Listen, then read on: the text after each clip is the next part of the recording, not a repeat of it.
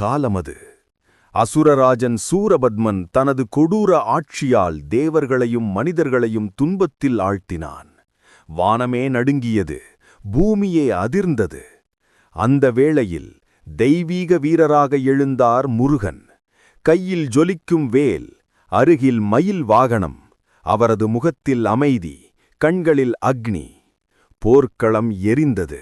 சூரபத்மன் இருள் சக்தியால் தாக்கினான். ஆனால் முருகன் ஒளி சக்தியால் எதிர்த்தார். அதிர்ந்தது வானம், மின்னியது ஆகாயம்.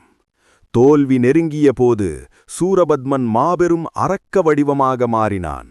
மலை போன்ற மரமாகவும் கொடிய மாய வடிவங்களாகவும் உருவெடுத்தான். அப்போது முருகன் தனது தெய்வீக வேலை உயர்த்தினார். வேல் வேல் என்ற ஒலி முழங்கியது. ஒரே வீச்சில் அந்த வேல் பறந்தது. பொன்னொளி வெடித்தது. சூரபத்மன் இரண்டாகப் பிளந்தான். ஆனால்